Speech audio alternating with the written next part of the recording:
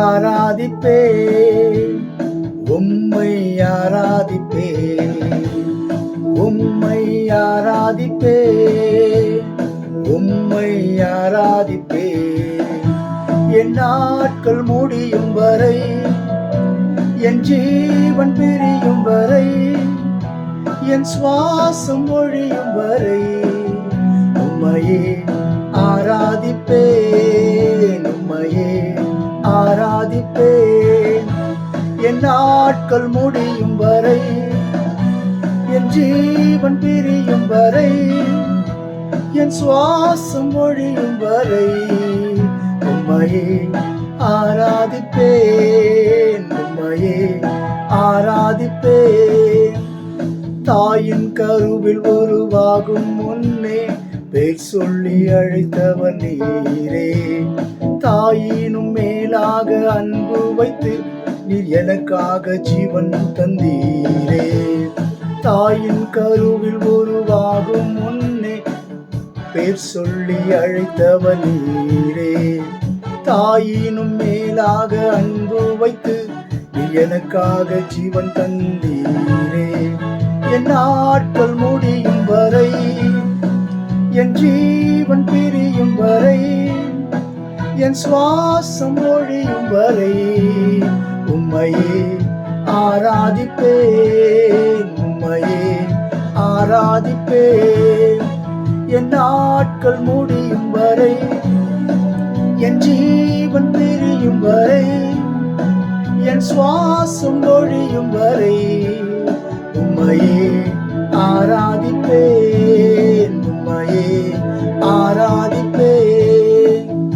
எத்தனை முறையிடறினாலும் அத்தனையும் மன்னித்தீரே. நன்மையும் கிருபையும் தொடர செய்து என்னை மீண்டும் நடக்க வைத்தீரே.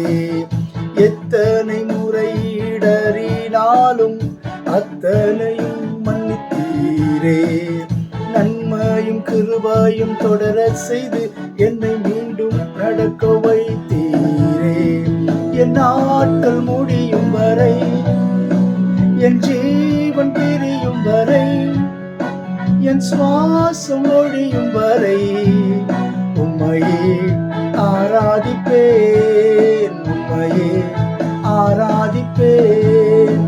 என் நாட்கள் முடியும் வரை, என் ஜீவன் பிரியும் வரை, என் சுவாசம் ஒழியும் வரை உம்மையே ஆராதிப்பேன், உம்மையே ஆராதிப்பேன். பாவி என்றே என்னை தள்ளிடாமல் அன்போடு அணைத்துக் கொண்டீரே.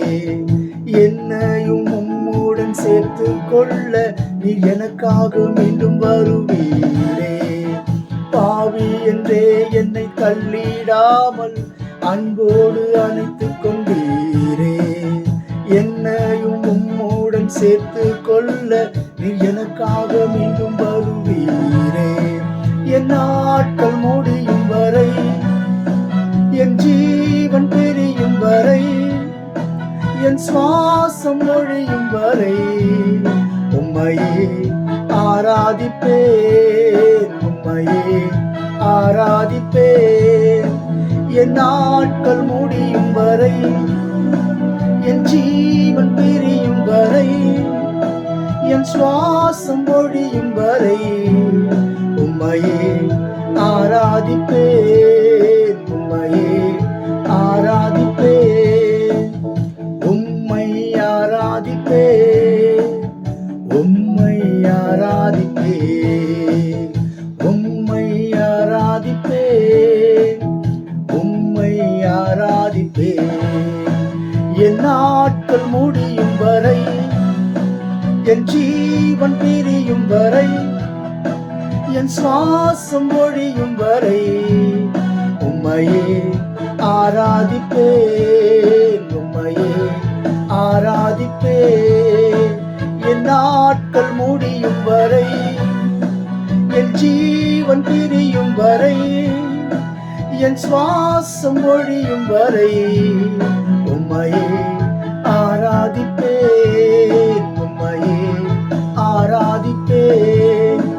என் நாட்கள் முடியும் வரை, என் ஜீவன் பிரியும் வரை, என் சுவாசம் ஒழியும் வரை உம்மையே ஆராதிப்பேன், உம்மையே ஆராதிப்பேன். என் நாட்கள் முடியும் வரை, என் ஜீவன் பிரியும் வரை, என் சுவாசம் ஒழியும் வரை உம்மையே ஆராதிப்பேன், உம்மையே ஆராதிப்பேன். ஹல்லேலூயா. ஸ்தோத்திரம் ஆண்டவரே, ஸ்தோத்தரிக்கிறோம் அப்பா. ஸ்தோத்திரம் ஸ்தோத்திரம் ஸ்தோத்திரம் ஆண்டவரே. ஹல்லேலூயா ஹல்லேலூயா. ஸ்தோத்திரம் ஆண்டவரே. ஹல்லேலூயா. ஸ்தோத்திரம் ஸ்தோத்திரம் ஸ்தோத்திரம். ஹல்லேலூயா. என் தேவன் மரிக்கவில்லை, என் தேவன் உயிரோடு கூட எழுந்தவர். ஒரே தரம் மரித்தார், ஒரே தரம் உயிர்த்தார். இன்றைக்கு சதாகாலம் உயிரோடு கூட இருக்கிறார். அதை நினைவு கூற வேண்டும்.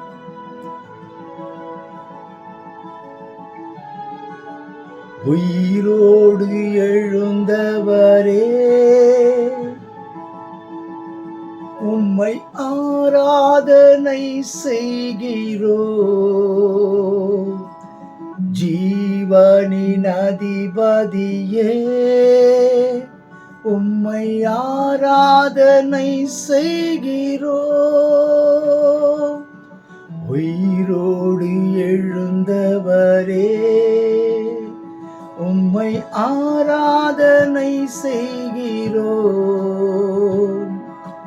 ஜீவனின் அதிபதியே,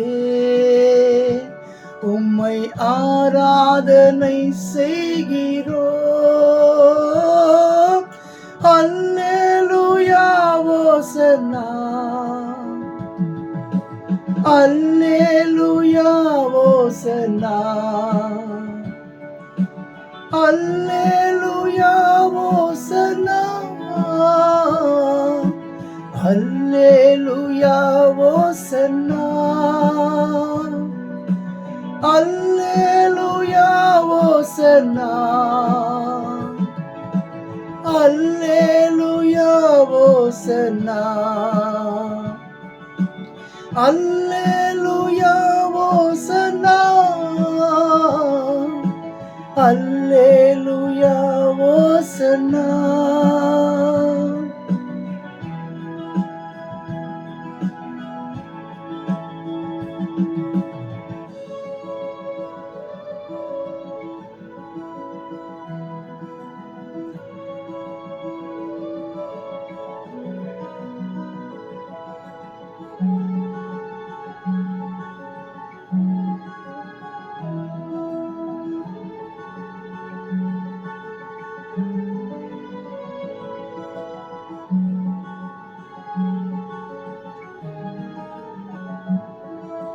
மரணத்தை ஜெயித்தவரே,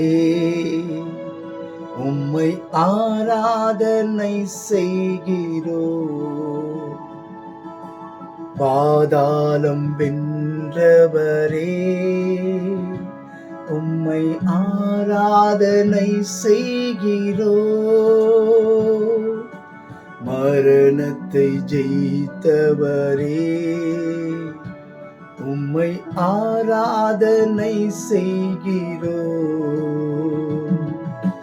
பாதாளம் வென்றவரே, உம்மை ஆராதனை செய்கிறோம். அல்லேலூயா ஓசன்னா, அல்லேலூயா ஓசன்னா, அல்லேலூயா ஓசன்னா, அல்லேலூயா ஓசன்னா, அல்லேலூயா ஓசன்னா, அல்லேலூயா ஓசன்னா, அல்லேலூயா ஓசன்னா, அல்லேலூயா ஓசன்னா. அல்லேலூயா ஓசன்னா, அல்லேலூயா ஓசன்னா. அல்லேலூயா. ஸ்தோத்திரம் அப்பா.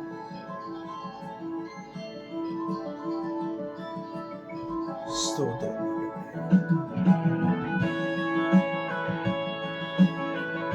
அகிலத்தையும் ஆள்பவரே, உம்மை ஆராதனை செய்கிறோம் அப்பா. ஆனந்த பாக்கியமே, உம்மை ஆராதனை செய்கிறோம் ஆண்டவரே.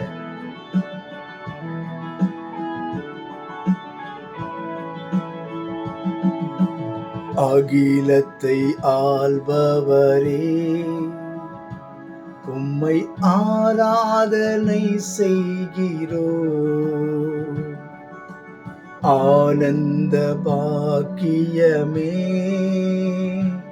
உம்மை ஆராதனை செய்கிறோம். அகிலத்தை ஆள்பவரே, உம்மை ஆராதனை செய்கிறோம். ஆனந்த பாக்கியமே, உம்மை ஆராதனை செய்கிறோம். அல்லேலூயா ஓசன்னா,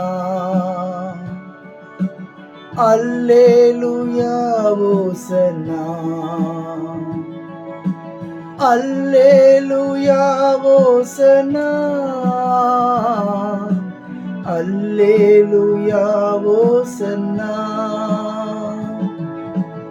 அல்லேலூயா ஓசன்னா, அல்லேலூயா ஓசன்னா, அல்லேலூயா ஓசன்னா, அல்லேலூயா ஓசன்னா. ஹல்லேலூயா. ஸ்தோத்திரம் ஆண்டவரே, ஸ்தோத்திரம் அப்பா. ஹல்லேலூயா. ஸ்தோத்திரம். ஹல்லேலூயா. ஸ்தோத்திரம் ஆண்டவரே. ஹல்லேலூயா ஜீசஸ். ஹல்லேலூயா.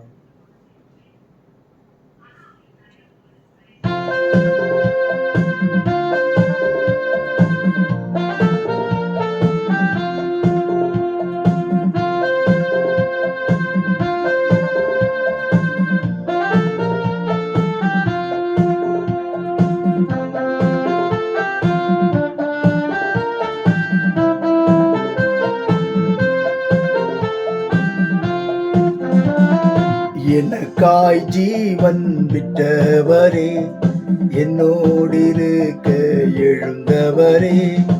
எனக்காய் ஜீவன் விட்டவரே, என்னோடு இருக்க எழுந்தவரே. என்னை என்றும் வழி நடத்துவாரே, என்னை சந்திக்க வந்திடுவாரே.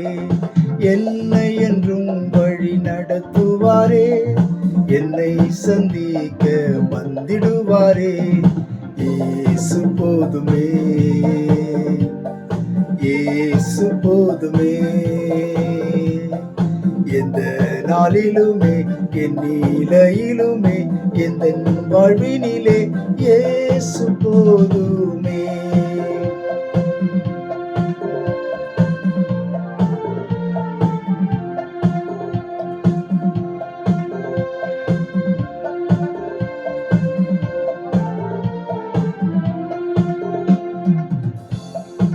பிசாசின் சோதனை பெருகிட்டாலும் சோர்ந்து போகாமல் முன் செல்லவே.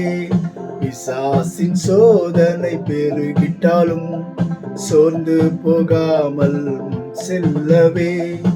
உலகமும் மாமிசமும் மயக்கிட்டாலும் மயங்கிடாமல் முன்னேறவே. உலகமும் மாமிசமும் மயக்கிட்டாலும் மயங்கிடாமல் முன்னேறவே. இயேசு போதுமே, இயேசு போதுமே. எந்த நாளிலுமே, என் நிலையிலுமே, எந்த வாழ்வினிலே இயேசு போதுமே.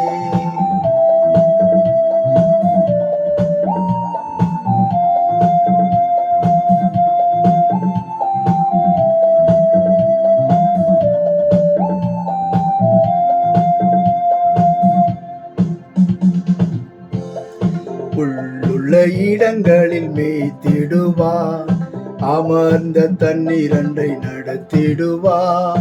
புல்லுள்ள இடங்களில் மேய்த்திடுவார், அமர்ந்த தண்ணீரண்டை நடத்திடுவார்.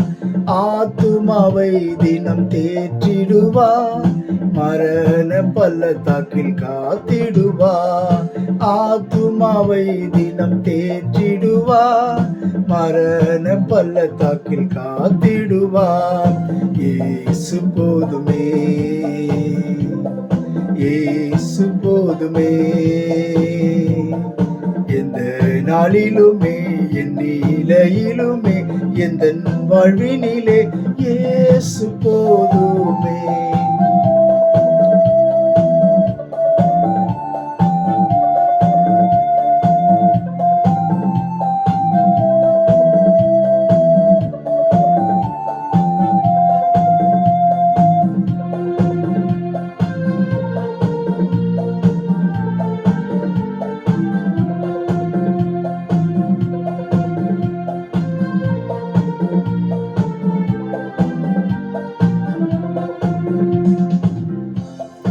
மனிதர்கள் என்னை கைவிட்டாலும், மாமிசம் அழுகி நாரிட்டாலும், மனிதர்கள் என்னை கைவிட்டாலும், மாமிசம் அழுகி நாரிட்டாலும், ஐஸ்வர்யம் யாவும் அழிந்திட்டாலும், ஆகாதவன் என்று தள்ளிவிட்டாலும், ஐஸ்வர்யம் யாவும் அழிந்திட்டாலும், ஆகாதவன் என்று தள்ளிவிட்டாலும் இயேசு போதுமே, இயேசு போதுமே, எந்த நாளிலுமே என் நிலையிலுமே எந்த வாழ்வினிலே இயேசு போதுமே, இயேசு போதுமே, இயேசு போதுமே, எந்த நாளிலுமே என் நிலையிலுமே எந்த வாழ்வினிலே இயேசு போதுமே. அல்லேலூயா. ஸ்தோத்திரம் ஆண்டவரே, ஸ்தோத்தரிக்கிறோம் அப்பா, ஸ்தோத்தரிக்கிறோம், ஸ்தோத்தரிக்கிறோம் ஆண்டவரே. அல்லேலூயா ஜீசஸ், அல்லேலூயா. ஸ்தோத்திரம் அப்பா, உம்மை நன்றியோடு துதிக்கிறோம், ஸ்தோத்தரிக்கிறோம் ஆண்டவரே. இந்த காலை வேலைக்காய் கூட உமக்கு நன்றி செலுத்துகிறோம் ஆண்டவரே. உம்மை ஆராதிக்க, உம்மை துதிக்க, உம்மை போற்ற, உம்மை வாழ்த்த, உம்மை வணங்க நீங்கள் கொடுத்த ஸ்லாக்கியத்திற்காக உமக்கு கோடான கோடி நன்றி தகப்பனே. ஆண்டவரே, உம்மை துதிப்பதற்கு இந்த நாவு போதாதப்பா, உம்மை வாழ்த்துவதற்கு, உம்மை போற்றுவதற்கு, உம்மை புகழ்வதற்கு ஆண்டவரே இந்த நாட்கள் போதாத ஆண்டவரே. ஹல்லேலூயா தகப்பனே, உம்மை நன்றியோடு துதிக்கிறோம் ஐயா, உம்மை நன்றியோடு துதிக்கிறோம் அப்பா. பிசாசானவன் எந்த விதத்திலும் சோதிக்கலாம் என்று சொல்லி அவன் வகை தேடி சுற்றித் திரிகிறான் அப்பா. அவன் சரீரத்திலே பாடுகளை கொண்டு வருகிறான், அவன் பல போராட்டங்களை கொண்டு வருகிறான். ஆனாலும் ஆவியானவர் அவனுக்கு விரோதமாய் கொடியேற்றுகிறீரே, உமக்கு நன்றி ராஜா. உம்மை கோடான கோடி உமக்கு நன்றி செலுத்துகிறோம் ஆண்டவரே. உம்மை போற்றுகிறோம், உம்மை புகழுகிறோம், உம்மை வாழ்த்துகிறோம், உம்மை வணங்குகிறோம் ஆண்டவரே.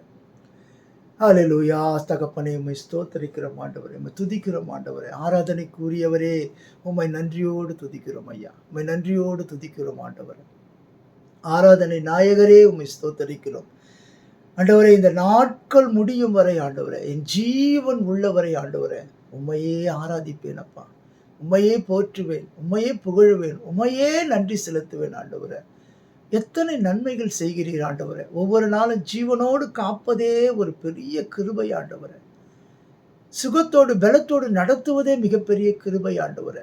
இதையெல்லாம் நீர் எங்களுக்கு தந்து எங்களை வழி நடத்துகிறீரே அப்பா, உம்மை கோடான கோடி நன்றி செலுத்துகிறோம் ஆண்டவரே. கர்த்தாவரே, எங்கேயோ குழியில் இருந்தவர்களை தூக்கி எடுத்தீரே ஆண்டவரே, பாவ குழியில இருந்தவரை தூக்கி எடுத்தீரே ஆண்டவரே. உமக்கு கோடான கோடி நன்றி ராஜா. உம்மை நன்றியோடு துதிக்கிறோம், உம்மை நன்றியோடு துதிக்கிறோம், உம்மை போற்றுகிறோம் ஆண்டவரே, உம்மை புகழுகிறோம் அப்பா. தகப்பனே, இந்த ஸ்லாக்கி இந்த உலகத்திலே ஆண்டவரே எத்தனையோ பேருக்கு கிடைக்காமல் இருக்கிறது ஆண்டவரே. இந்த ரட்சிப்பு என்ப இந்த மிகப்பெரிய ஸ்லாக்கி இந்த உலகத்தில் எவ்வளோ பேர் கிடைக்காமல் இருக்கிறது ஆண்டவரே. அப்பா, நீர் தாமதிக்கிறீர் என்பதற்கு காரணமே ஆண்டவரே, இன்னும் அநேகர் ரட்சிக்கப்படுவார்கள் என்று சொல்லி தேவனே நீங்க தாமதிக்கிறீங்களே அப்பா. உம்மை போல ஒரு தேவன் யாரும் இல்லை ஆண்டவரே. உம்மை போல ஒரு யாரும் இல்லை ஆண்டவரே.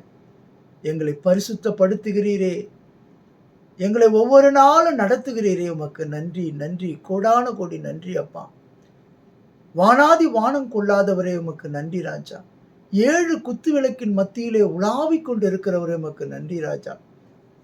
24 மூப்பர்கள் உம்மை சதா காலமும் பரிசுத்தர் பரிசுத்தர் என்று 4 ஜீவன்களும் உம்மை துதித்து கொண்டு இருக்கிறாங்க ஆண்டவரே. எங்களையும் இந்த நேரத்துல துதிக்க வச்சிங்களே, அதற்காக உமக்கு நன்றி அப்பா. இந்த நாவிலே எத்தனையோ வார்த்தைகள் பேசுறோம் ஆண்டவரே, ஆனாலும் உம்மை துதிக்க நீங்க கொடுக்கிற கிருபைக்காக நன்றி அப்பா. உமக்கு நன்றி ஆண்டவரே, கோடான கோடி நன்றி சுவாமி. இந்த துதி பலிகளை எல்லாம் எங்கள் ஆண்டவரும் எங்கள் இரட்சகருமாகிய இயேசு கிறிஸ்துவின் மூலமாக பிதாவே உமக்கு ஏறெடுக்கிறோம் ஆண்டவரே. ஹல்லேலூயா, ஸ்தோத்திரம் ஆண்டவரே, ஸ்தோத்திரம். இந்த நாளிலும் ஆண்டவரே, நாங்கள் தியானிக்கிற இந்த வேத வசனங்களை என் தேவன் நீர் அங்கீகரிக்கணும். இதன்படி வாழ எங்களை நீங்க பலப்படுத்தணும். இந்த நாளிலும் ஆண்டவரே, உம்முடைய கரத்திலே எங்களை ஒப்பு கொடுத்து செபிக்கிறோம் ஆண்டவரே. ஸ்தோத்திரம் ஆண்டவரே, ஸ்தோத்திரிக்கிறோம், துதிக்கிறோம் ஆண்டவரே. இந்த நாளிலும் ஆண்டவரே, நாங்கள் தியானிக்கிற இந்த வேத வசனங்கள் எங்களை புடமிடட்டும். இந்த வேத வசனங்கள் எங்களை வழி நடத்தட்டும். இந்த வேத வசனங்களின்படி எங்களை காத்துக்கொள்ள எங்களுக்கு உதவி செய்யுங்க ஆண்டவரே. வானமும் பூமியும் ஒழிந்து போகும், உம்முடைய வார்த்தைகளோ ஒரு நாளும் ஒழிந்து போகாது என்று சொல்லப்பட்டிருக்கிறது போல ஆண்டவரே, இந்த வார்த்தைகளை நாங்கள் அதை கிரகித்து கொள்ள, இந்த வார்த்தைகளின்படி வாழ எங்களை அர்ப்பணிக்க எங்களை பலப்படுத்துங்கப்பா. ஹல்லேலூயா. அந்த நாளிலே பேதுரு 2 பேதுரு 3வது அதிகாரத்தில் சொல்லப்பட்டபடி வருவார் வருவார் என்று சொல்லுகிறார்களே, எங்கே வந்து விட்டார்கள், அவர் சொன்ன எல்லாம் நடந்து விட்டதே என்று சொல்லி. ஆனால் அவர்களுக்கு தெரியாது ஆண்டவரே, 1000 வருஷம் ஒரு நாள் என்று அவருக்கு தெரியாது. ஆண்டவருடைய கணக்கு பிரகாரம் பார்த்தா 20 நாள் தான். 20 நாள் சில நிமிஷங்கள் ஆகியிருக்கும். அவர்கள் அதை தெரியாது. அதனால்தான் ஆண்டவருடைய சிந்தனையும் ஆண்டவருடைய செயல்பாடுகளும் எப்படிப்பட்டது என்று புரியாத ஆண்டவரே, இதை இந்த குருவி மூளையிலே நாங்கள் புரிந்து கொள்ள முடியாத ஆண்டவரே. இந்த உலகத்தை அனாதி தேவனே நீங்க படைச்சிங்களேப்பா. இதை எங்களால் இன்னும் எத்தனையோ காரியங்கள் இருக்கு, புரிந்து கொள்ள முடியாது. உங்களை நாங்கள் நிதானிக்க முடியாது ஆண்டவரே, ஆனால் நீங்கள் எங்களை நிதானிக்கலாம் ஆண்டவரே. இந்த நாளிலும் கர்த்தாவே உம்முடைய கரத்திலே ஒப்பு கொடுத்து செபிக்கிறோம். இந்த வேத வசனங்களின்படி ஆண்டவரே, நீர் எங்களையும் ஆண்டவரை புடமிடும்படியாய் உம்முடைய கரத்தில் ஒப்பு கொடுத்து செபிக்கிறோம். நாங்கள் எந்த நிலைமையிலே இப்பொழுது இருக்கிறோம் என்பதை குறித்து அறிந்து கொள்ள இந்த வேத வசனங்கள் எங்களை நடத்தட்டும் ஆண்டவரே. ஹல்லேலூயா, ஸ்தோத்திரம் ஸ்தோத்திரம் ஸ்தோத்திரம். இந்த நாளிலும் பார்த்தீங்கன்னு சொன்னால், குழியிலிருந்து தூக்கப்பட்ட, ஏன்னா அதை நான் உங்களிடத்திலே பகிர்ந்து கொள்வது மிகவும் அர்த்தமுள்ளதாக இருக்கும். நானும் ஒரு பாவ குழியிலே இருந்த என்னையும் ஆண்டவர் தூக்கி எடுத்தார். அவர் தூக்கி எடுக்கிறவர் மாத்திரம் அல்ல, அவர் வைக்கிற அந்த சோதனையிலே ஜெயிக்கும் பொழுது அவனை உயர்ந்த நிலையிலே கொண்டு போகிறவராய் இருப்பார். இன்றைக்கு நாம் எல்லாம் ஆண்டவர் ஒவ்வொருவரையும் ஒவ்வொரு விதமாக தூக்கி எடுத்திருப்பார். எனக்கு தெரிந்தவர்களெல்லாம் நான் கேட்டிருக்கிறேன். நான் இப்படிப்பட்டவனாக இருந்தேன், என் வாழ்க்கையிலே என்னை ஒருவனும் மதிக்க மாட்டான், என்னை பார்த்தா ஒதுங்கி போவான், ஐயோ பயங்கரமான வருகிறானே என்று சொல்லி. ஆனால் இன்றைக்கு என்னை ஆண்டவர் ரட்சித்திருக்கிறாரே, என் வாழ்க்கையை நினைத்து பார்த்தால் எனக்கே வெட்கமாக இருக்கிறது. அப்படிப்பட்ட என்னையும் தூக்கி எடுத்தாரே ஆண்டவர் என்று சொல்லி. இன்றைக்கு நம்ம எந்த சூழ்நிலையில இருந்தாலும் ஆண்டவர் நம்மளை முன்குறித்திருக்கிறார். இன்றைக்கு பிள்ளைகளை பெற்ற தாய்மார்கள், தகப்பன்மார்களுக்கு நான் சொல்லுகிறேன், உண்மையாகவே தேவன் ஒவ்வொருவரையும் முன்குறித்து இருக்கிறார். அவர் எந்த நிலையில் இருந்தாலும் நம்மளை தூக்கி எடுக்கிற வல்லமை உள்ள தேவன் தான் அந்த ஆண்டவராகிய இயேசு கிறிஸ்து. பிரியமானவர்களே, இந்த நாளிலும் ஒருவனை தூக்கி எடுக்கிறார், எப்படி நடத்துகிறார் என்பதை பாருங்கள். அவருக்கு விரோதமாக எழும்பினவர்கள் எல்லோருமே அவர் அண்டையிலே வரும்படியாய் செய்தார். அதுதான் தேவனுடைய வல்லமை. அற்பமாய் நினைக்கிறவர்களை ஆண்டவர் ஆசீர்வதிக்கிறது அவருக்கு லேசான காரியம். இவனுக்கு என்ன தெரியும்? ஆண்டவராகிய இயேசு கிறிஸ்துவே சொன்னாங்க, இவன் தச்சனுடைய மகன் தானே, இவன் சகோதரர்களா எனக்கு தெரியாதா என்று சொல்லி. ஆனால் ஆண்டவராகிய இயேசு கிறிஸ்துவை இந்த உலகத்திற்கு அனுப்பினவருக்கு தெரியும் இயேசு கிறிஸ்து யார் என்று சொல்லி. இன்றைக்கு உங்களை குறித்து யாருக்கு தெரியுதோ தெரியலையோ, தேவன் நன்றாக அறிந்து வைத்திருக்கிறார். சற்று சிந்தித்து பாருங்கள். நீங்கள் எந்த சூழ்நிலையில் இருந்தாலும் சரி பிரியமானவர்களே, உங்களை குறித்து அவர் அறிந்திருக்கிறார், உங்களை நினைத்திருக்கிறார். நிச்சயமாகவே உங்களை ஆசீர்வதிப்பது நிச்சயம் பிரியமானவர்களே. இன்றைக்கு ஒருவேளை நம்மளுடைய சூழ்நிலைகள் மிகவும் கரடுமுரடாக இருக்கலாம், நம்மளுடைய வாழ்க்கையிலே நம்மளுடைய பிரச்சனைகள் அதிகமாக இருக்கலாம், நாம் நினைத்த காரியம் நடக்காமல் இருக்கலாம். இல்லை, ஆண்டவர் நம்மளிடத்தில் இப்படிப்பட்ட ஒரு காரியம் சொல்லியிருக்கிறாரே, எனக்கு எதுவுமே நடக்காமல் இருக்கிறது என்று சொல்லி. நிச்சயமாகவே வாக்குத்தத்தம் பண்ணினவர் உண்மை உள்ளவர், அவர் மாறாதவர். இந்த பாடல் அழகாக சொல்லப்பட்டிருக்கிறது. இந்த யூடியூப்ல ஒருத்தர் பாடுவாரு, மாறாதவர். அந்த பாடல் கேட்டு பாருங்க, எவ்வளவு அருமையா இருக்கிறது. வாக்குத்தத்தம் பண்ணினவர் மாறாதவர். அந்த அருமையான அந்த பாடலை கேட்கும் பொழுது சோர்ந்து போன உள்ளங்கள் நிச்சயமாக உற்சாகம் அடையும். அந்த மாறாதவர் என்ற அந்த பாடல் அவ்வளவு அருமையாக இருக்கிறது. பிரியமானவர்களே, இந்த நாளிலும் இந்த வேத பகுதியிலிருந்து பார்க்கிற ஒரு மனிதன் குழியிலே தள்ளப்பட்டிருந்தான். தேவன் அவனை தூக்கி எடுத்தது மாத்திரம் அல்ல, அவனை குறித்து செய்ய வேண்டிய காரியத்தை எல்லாவற்றையும் செய்து அவரையே ஒரு சந்ததிக்கு ஆசீர்வாதமாக வைத்தார். நாம் அவரை குறித்து நாம் வேதத்திலே தியானிக்க இருக்கிறோம். பாருங்க, முதலாவது பார்த்தீங்கன்னு சொன்னா, யாக்கோப்புனுடைய மகன், அவர் பேர் யோசேப். அவருக்கு தேவன் தரிசனம் கொடுத்திருக்கிறார். ஆனால் இங்க என்ன நடக்குது பாருங்க. ஆதியாகமம் 37வது அதிகாரம் 24வது வசனத்திலிருந்து நான் வாசிக்கிறேன். அவனை எடுத்து அந்த குழியிலே போட்டார்கள். யாரு, எதுக்காக?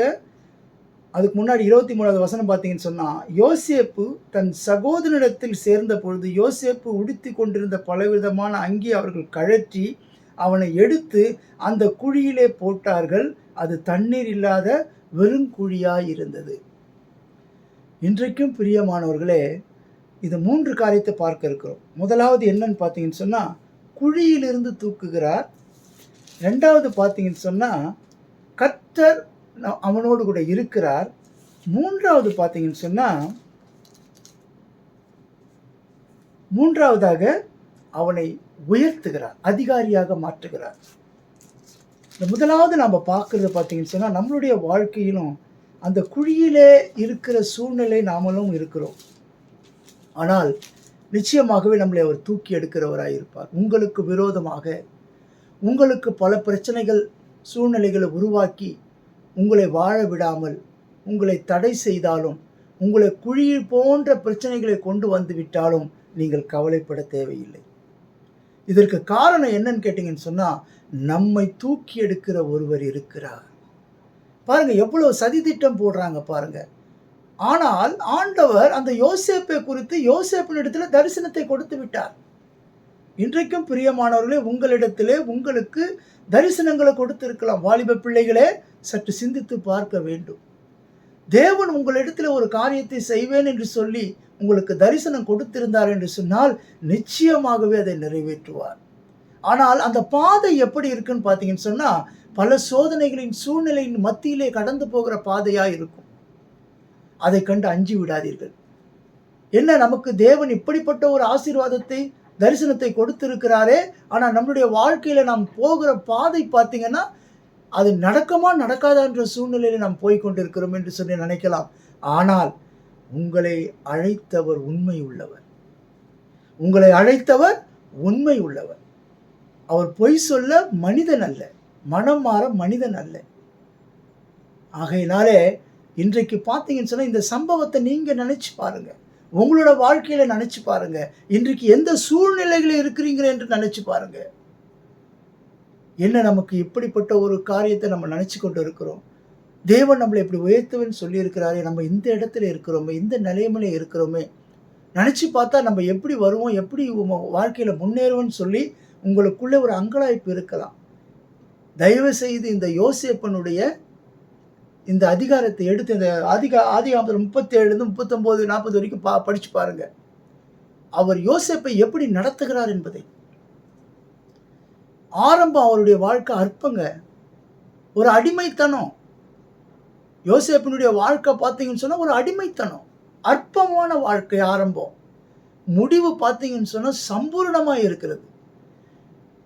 ஒரு சந்ததிக்கே அவர் வாழ்க்கையை பாதுகாப்பாக இருக்கிறார். ஒரு சந்ததியே அவர் மூலியமாக தேவன் ஆசீர்வதிக்கிறார். சற்று சிந்தித்து பார்க்க வேண்டும் பிரியமானவர்களே. இந்த நாளிலும் அழகாக இந்த யோசேப்பை குறித்து சொல்லப்பட்டு பாருங்க. அடுத்த வசனம் பாருங்க. அவருக்கு விரோதமாக எழும்பிக் கொண்டிருக்கிறவர்களை குறித்து நான் சொல்லி கொண்டு வருகிறேன். இது என்ன? பிசாசானவன் இன்றைக்கும் நமக்கு பல தடைகளை கொண்டு வந்து கொண்டே இருக்கிறான். நம்ம வாழ்க்கையில வாழ விடாமல், நம்மளை முன்னேற விடாமல் பல போராட்டங்களை நமக்கு கொண்டு வந்திருக்கிறான். நம்ம குடும்பத்தை முன்னேற விடாமல், நம்மளுடைய குடும்பத்தில் பிரச்சனைகளை கொண்டு வந்து நமக்கு பல போராட்டங்களை அவன் கொடுக்கிறான். ஆனாலும் இந்த சம்பவம் எதை காட்டுகிறது? நமக்கு தடைகள் வந்தாலும் நாம் போய் சேருகிற இடம் சரியான இடத்திலே சேருவோம். ஹல்லேலூயா. சற்று சிந்தித்து பாருங்க. அடுத்த வசனத்தை நான் வாசிக்கிறேன் பாருங்க. பின்பு அவர்கள் போஜனம் செய்யும்படி உட்கார்ந்தார்கள். அவர்கள் தங்கள் கண்களை ஏறெடுத்த போது இதோ கிளையாத்திலிருந்து வருகிற இஸ்மவேலருடைய கூட்டத்தை கண்டார்கள். அவர்கள் எகிப்துக்கு கொண்டு போகும்படி கந்த வர்க்கங்களையும் பிசின்தைலங்களும் வெள்ளைப்போளத்தையும் ஒட்டகத்தின் மேல் ஏற்றி கொண்டு வந்தார்கள். அப்பொழுது யூதா தன் சகோதரரை நோக்கி, பாருங்க, இன்றைக்கும் பிரியமானவர்களே, யாரையாவது ஒருத்தரை எழுப்புவார். இன்றைக்கு நம்மளுடைய தரிசனத்திற்கு நமக்கே தெரியாது, ஆனால் யாரோ ஒருத்தரை நம்மளிருந்தே எழுப்புவார். அதுதான் இந்த யூதாவை கொண்டு ஆண்டவர் எழுப்பினார். இந்த யூதாவை கொண்டு அந்த யோசேப்புக்கு உதவி செய்யும்படியாய் ஆண்டவர் அந்த இடத்திலே அந்த யோசேப்பை பயன்படுத்தினார். யூதாவை பயன்படுத்தினார். பாருங்க, என்ன சொல்லப்பட்டிருக்கு பாருங்க. எகிப்துக்கு கொண்டு போகும்படி அப்பொழுது யூதா 26வது வசனம், ஆதியாகமம் 37:26. அப்பொழுது யூதா தன் சகோதரரை நோக்கி, நாம் நம்முடைய சகோதரனை கொன்று அவன் இரத்தத்தை மறைப்பதினால் லாபம் என்ன? அந்த இடத்துல அப்டேட்டாக ஆகுது பாருங்க.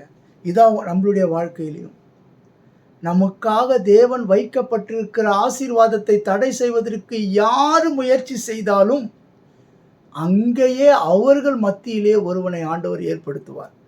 அவர்தான் இந்த யூதா. அவர் அழகாக என்ன சொல்லுகிறார் சகோதரர்களிடத்தில், அதை அந்த அவர் சொல்லுகிற ஆலோசனையை அந்த சகோதரர்கள் ஏற்றுக்கொள்ளுகிறார்கள். இல்லை என்று சொன்னால், இது வேறு விதமாக நடந்திருந்தால் யோசேப்பை கொன்று போட்டிருப்பார்கள். முடியாது. ஆண்டவர் கொடுத்த தரிசனம் அதை ஒருவனாலும் தடை செய்ய முடியாது. யோசேப்புக்கு ஆண்டவர் கொடுத்த தரிசனம் என்ன? அவனை எகிப்து தேசத்தினுடைய அதிகாரியாய் மாற்ற வேண்டும் என்று சொல்லி தேவன் அவரை நடத்தி கொண்டு வருகிறார். தரிசனத்தில் என்ன கொடுத்தார்? இவர்கள் எல்லாரும் யோசேப்பின் இடத்தை தான் பணிந்து கொள்ள வேண்டும்படியா அந்த தரிசனம் காட்டப்பட்டது. ஆகையினாலே அந்த தரிசனம் நிறைவேறுவதற்கு தேவன் எப்படி அங்கேயே அவர்களிடத்திலே பயன்படுத்துகிறார். மோசேவை கொண்டுதான் எகிப்து தேசத்திலிருந்து மக்களை அடிமைத்தனத்திலிருந்து மீட்டு கொண்டு வர வேண்டும் என்பதற்காக மோசேவை எங்க வைத்திருந்தார்? எகிப்தினுடைய அரண்மனையிலே வைத்திருந்தார். கர்த்தர் நடத்துகிற ஒரு வழி பயங்கரமானது பிரியமானவர்களே. அவர் செய்ய வேண்டிய காரியத்தை செய்து முடிப்பதற்கு எங்கு வேண்டுமானாலும் எந்த இடத்துல வேண்டுமானாலும் அவரை வைத்திருப்பார். பயன்படுத்துவதற்கு ஆட்களையும் ஏற்படுத்துவார். எலியாவை போஷிப்பதற்கு காகத்தை கொண்டும் பயன்படுத்தினார். சாரிபாத்து விதவையும் கொண்டு பயன்படுத்தினார். இன்றைக்கு பிரியமானவர்களே, அவர் சொன்ன அந்த தரிசனத்தை நிறைவேற்றுவதற்கு அங்கே ஒரு வழியை மாற்றுகிறார் பாருங்க. யூதாவை கொண்டு மாற்றுகிறார் பாருங்க. இன்றைக்கும் அநேகருடைய வாழ்க்கையில அநேக யூதாக்கள் வருவார்கள். உங்களுடைய தரிசனத்தை நிறைவேற்றுவதற்கு உங்களுக்கே தெரியாத ஒரு யூதாக்கள் இருப்பார்கள். நீங்கள் எதை குறித்தும் கவலைப்பட தேவையில்லை. நீங்க ஒன்றை மாத்திரம் செய்ய வேண்டும். நம்மை அழைத்தவரை நாம் அவரை நோக்கி பார்க்க வேண்டும். அதனால்தான் ஆண்டவர் சொல்றாரு பார்த்தீங்களா, அவர் மனித தயவிலும் தேவ கிருபையிலும் அதிகமாய் வளர்ந்தார். மனித தயவை தேடி போகாதீர்கள், தேவனை தேடி போங்கள். மனித தயவை கர்த்தர் காட்டுவார். நாம செய்ய வேண்டியது என்ன? முதலாவது தேவனுடைய ராஜ்யத்தின் நீதியை நம்ம தேடும் பொழுது பின்பு இவைகள் எல்லாம் உங்களுக்கு கூட கொடுக்கப்படும். சற்று சிந்தித்து பார்ப்போம் பிரியமானவர்களே.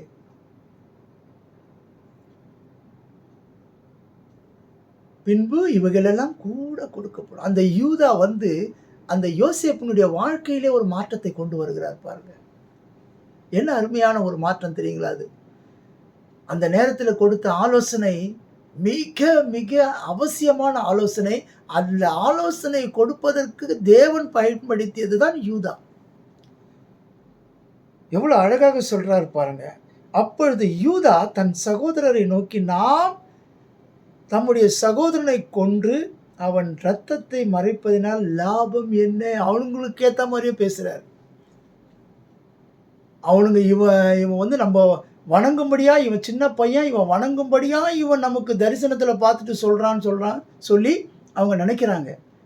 ஏன் யாக்கோப்பே சொல்றாரு, என்ன உன் தாய் தகப்பனையும் உன்னை கண்டு பணிந்து கொள்வார்களோ, பணிந்து கொள்ளும் நினைக்கிறாயா என்று சொல்லி. பிரியமானவர்களே, இந்த இடத்துல தேவன் சொன்னது நிறைவேறியது. அவர் சொன்னதுதான். இந்த உலகத்துல கூட டைலாக் பார்த்திருப்பீங்க, ஒரு தடவை சொன்னா 100 தடவை சொன்ன மாதிரி. இவர் ஒரு தடவை சொன்னார்னா சொன்னது தான். 100 தடவை கணக்கு கிடையாது, சொன்னால் சொன்னது தான். அப்படி இவர் சொல்லி அப்படி கொடுத்த அந்த தரிசனம் நிறைவேறும் வரையிலே ஆண்டவர் அவரை விட்டு விலகவில்லை. எல்லா காரியத்தையும் நிறைவேற்றுகிறார். எப்படி பாருங்க, ப்ரீ பிளான் பாருங்க. முன்பாகவே இது ஆண்டவருக்கு தெரியும். இஸ்ரவேல் மக்கள் அடிமைத்தனமாக அங்க போவார்கள். அதுக்கு முன்பாக யோசேப்பை அனுப்பிவிட்டார். எப்படி அனுப்பினாருங்க யோசேப்பை? ராஜ்ய மரியாதையோடு அனுப்பினாரா? கிடையாதுங்க. ஒரு அடிமையாக கொண்டு போறாங்க. இன்றைக்கு நீங்க பிரியமானவர்களே, எந்த இடத்துல அடிமைப்பட்டிருக்கிறீர்களோ, எந்த இடத்துல அடிமைப்பட்ட வாழ்க்கையில் நீங்க இருக்கிறீங்களோ, உங்களை உயர்த்துகிறவர் உங்களோடு கூட இருக்கிறார். அந்த அடிமைத்தனத்திலிருந்து மாற்றுகிறவர் உங்களோடு கூட இருக்கிறார்.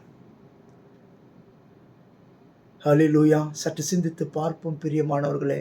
இந்த நாளிலே நம்மை கொண்டு செய்ய வேண்டிய காரியத்தை நிறைவேற்றுவதற்காக தேவன் யாரை வேண்டாலும் பயன்படுத்துவார். அது குடும்பத்திலேயே பயன்படுத்துவார், அல்லது வெளியில நண்பர்களாக பயன்படுத்துவார். எப்படியாவது பயன்படுத்தி அவர் சொன்ன காரியத்தை நிறைவேற்றும் வரையிலும் அவர் நம்மளை விட்டு விலகவும் மாட்டார். அதனால் தான் சொல்லப்பட்டிருக்கிறது யோசுவா புத்தகத்தில் பார்த்தீங்கன்னு சொன்னால் 1:5 பார்த்தீங்கன்னு சொன்னால், நான் உன்னை விட்டு விலகுவதும் இல்லை, உன்னை கைவிடுவதும் இல்லை. நான் மோசையோடு கூட இருந்தது போல உன்னோடு கூட இருப்பேன் என்று சொல்லுகிறார். அந்த தேவன் நம்மளோடு கூட இருக்கிறபடியினாலே நமக்கு அவர் சொன்னதை நிறைவேற்றி முடிக்க வல்லவராயிருக்கிறார். இன்னைக்கு எந்த சூழ்நிலையிலிருந்து நம்மளை அழைத்து வந்தார் என்பதை சற்று சிந்தித்து பாருங்கள்.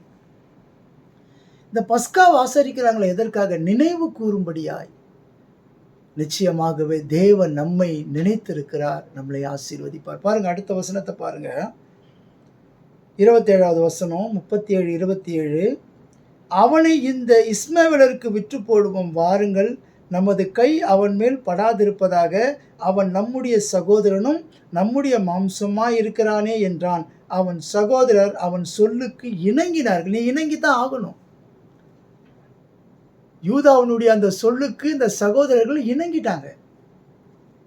அந்த சகோதரர்களுக்கு அது நிமித்தம், அந்த யூதா கொடுத்த அந்த ஆலோசனை நிமித்தம், அந்த சகோதரனாலே அவர்கள் உயிர் ஜீவன் பாதுகாக்கப்படுகிறது. பட்டினி கடந்து சாக வேண்டிய சூழ்நிலை மாற்றப்படுகிறது. எவ்வளோ பெரிய ஆலோசனை பாருங்க. இதை சாதாரணமாக நம்ம வாசித்தோம்னா நம்மளுக்கு தெரியாது.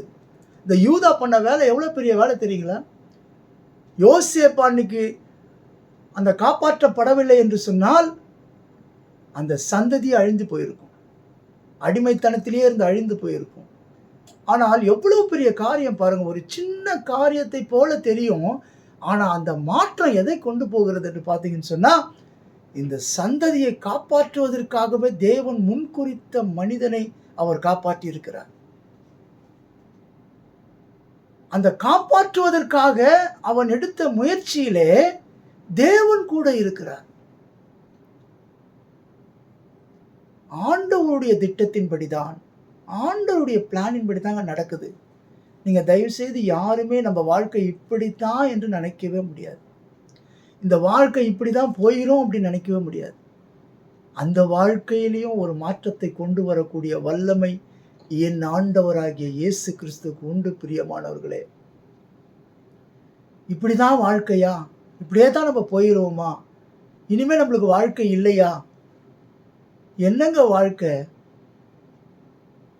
நினைச்சு பார்த்தா கொஞ்ச நாள் கூட இல்லைங்க அந்த வாழ்க்கை.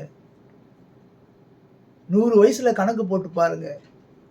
முதல் 20 வருஷம் படிப்பு, அடுத்த 20 வருஷம் வேலை, அடுத்த 20 வருஷம் அந்த வேலையோடு கூட சேர்ந்த வாழ்க்கை எப்படி கலப்படமா இருக்கிறது.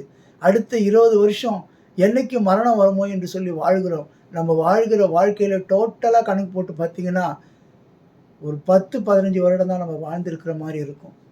ஆனா மற்றதெல்லாம் ஏக்கத்தோடு படிக்கணும், படிச்சதுக்கு பிறகு வேலை கிடைக்கணும், அதுக்கப்புறம் பல காரியங்கள், திருமண காரியங்கள், குழந்தைகள் பிறக்கணும், அதுக்கப்புறம் பார்த்தீங்கன்னு சொன்னா பேர பிள்ளைகளை கொஞ்சணும், அதுக்கப்புறம் பார்த்தீங்கன்னு சொன்னா போய் சேர வேண்டிய காலத்தை யோசித்துக்கிட்டு வாழ்ந்துட்டு இருப்பாங்க. கொஞ்ச நாளுங்க இந்த வாழ்க்கை. ஆனா அந்த கொஞ்ச நாளிலே வாழ்கிற வாழ்க்கையில நாம் எப்படிப்பட்டவர்களாய் இருக்கிறோம் என்பது மிக மிக அவசியம். நாம் ரட்சிக்கப்பட்டிருக்கிறோமா? பிரியமானவர்களே, உங்களுக்கு நான் சொல்லுகிறேன், ரட்சிப்பு என்பது எவ்வளவு பெரிய ஒரு மிகப்பெரிய ஆசீர்வாதம் தெரியுங்களா? இந்த ரட்சிப்புங்கிற ஆசீர்வாதம் மிகப்பெரிய ஆசீர்வாதங்க. இதை பெற்றுக்கொள்ளவில்லை என்று சொன்னால், இந்த உலகத்திலே நம்ம பிறந்து நம்ம பெற்றுக்கொள்ளவில்லை என்று சொன்னால் மிகவும் பயங்கரமான காரியத்திலே நாம் சென்று விடுவோம். பிரியமானவர்களே, வெளிப்படுத்தல் விசேஷத்தை எடுத்து படித்து வாசித்து பாருங்கள். 2 பேதுரு 3ஆம் அதிகாரத்தை எடுத்து வாசித்து பாருங்கள். எப்படிப்பட்ட சூழ்நிலையில நாம் இப்பொழுது வாழ்ந்து கொண்டிருக்கிறோம், எப்படி நாம் இதிலிருந்து தப்பித்துக் கொள்ள வேண்டும். ஜீவ புஸ்தகம் ஒன்று இருக்குதுங்க.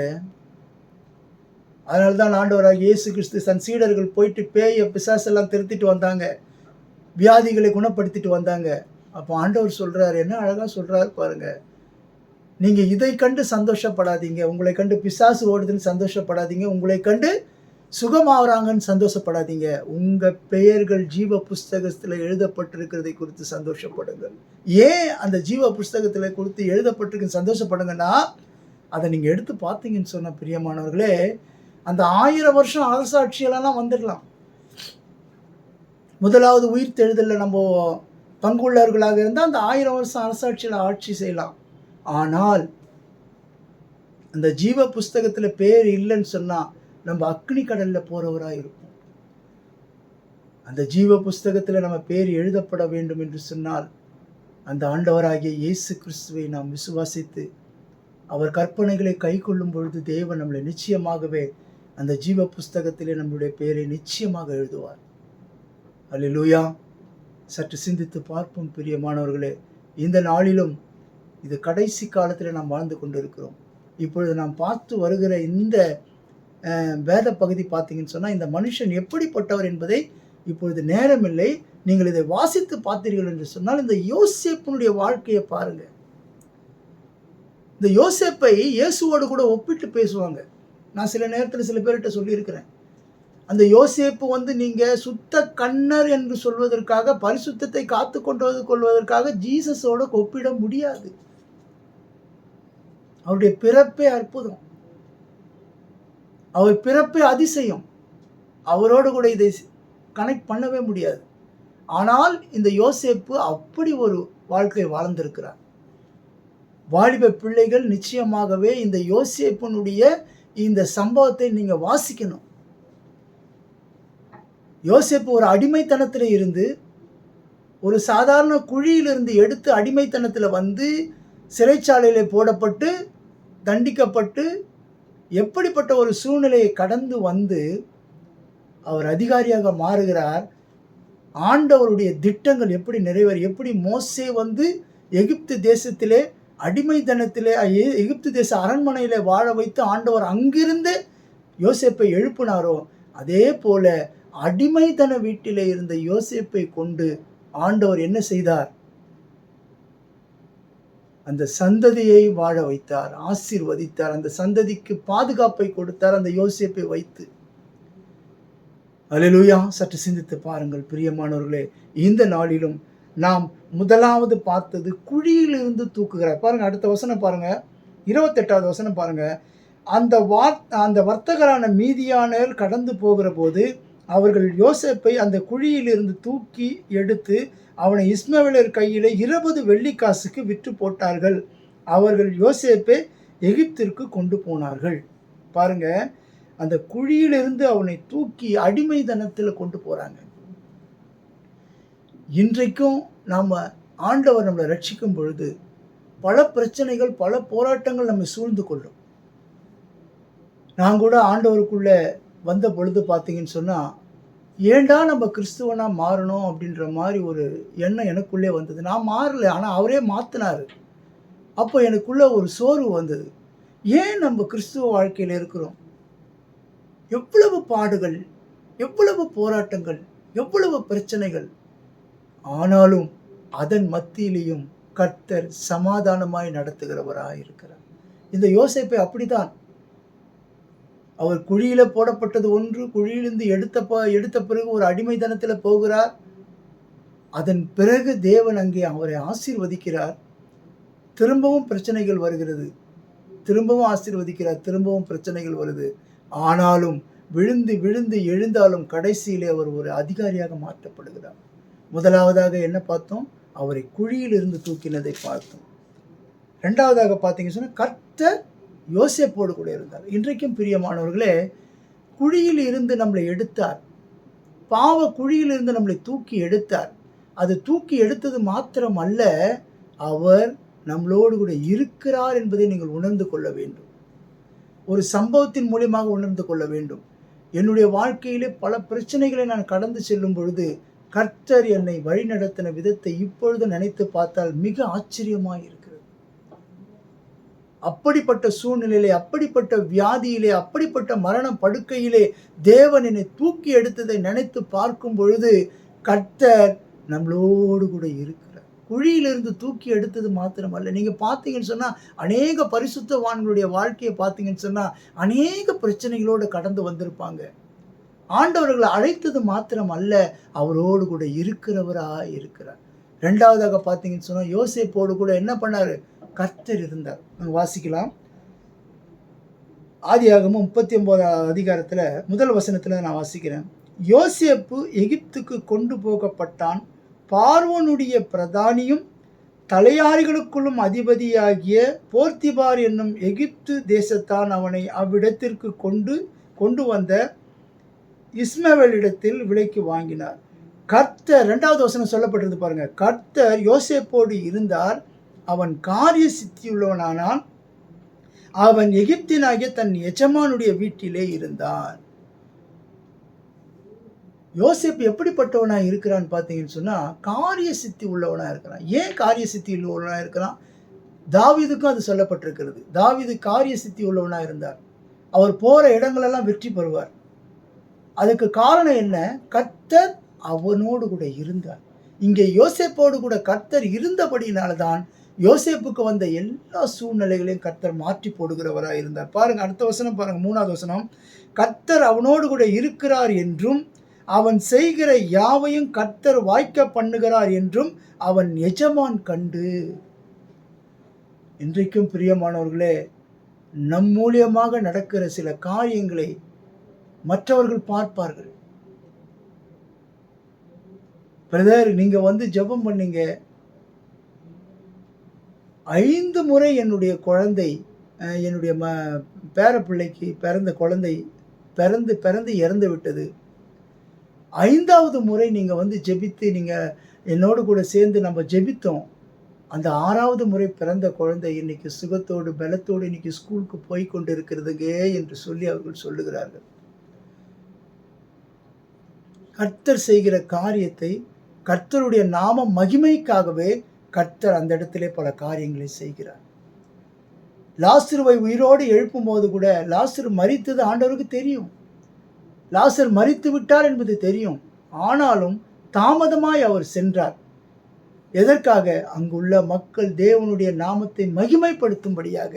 நீர் எனக்கு செவி கொடுக்கிறீர் என்பதை நான் அறிந்திருக்கிறேன், ஆனாலும் இவர்களுக்கு முன்பாக நான் சொல்லி ஆண்டவர் ஜெபம் பண்ணும்பொழுது லாசரு உயிரோடு வெளியில வந்தார். சற்று சிந்தித்து பார்க்க வேண்டும் பிரியமானவர்களே. கர்த்தர் நம்மோடு கூட இருக்கும் பொழுது நாம் செய்கிற காரியத்தை தேவன் வாய்க்க செய்வார். அதற்குன்னு தவறான காரியங்கள் செய்வதற்காக அல்ல, கர்த்தருக்கு பிரியமான காரியத்தை செய்யும் பொழுது தேவன் அதில் ஒரு ஆசீர்வாதத்தை கட்டளையிடுகிறவராயிருப்பார். ஹல்லேலூயா. சற்று சிந்தித்து பார்ப்போம். அடுத்த வசனம் பாருங்க, 4வது வசனம். யோசேப்பினிடத்தில் தயவு வைத்து அவனுக்கு தனக்கு ஊழியக்காரனும் தன் வீட்டுக்கு விசாரணைக்காரனமாக்கி தனக்கு உண்டான யாவற்றையும் அவன் கையில் ஒப்புவித்தான். நம்மளுக்கு உயர்வு வந்துருச்சுங்க. இப்போ யோசேப்புக்கு உயர்வு வந்துருச்சு. இந்த உயர்வு வந்த உடனே யார் பார்த்துக்கிட்டு இருக்கிறது? பிசாசு பார்த்துக்கிட்டு இருக்கிறான்.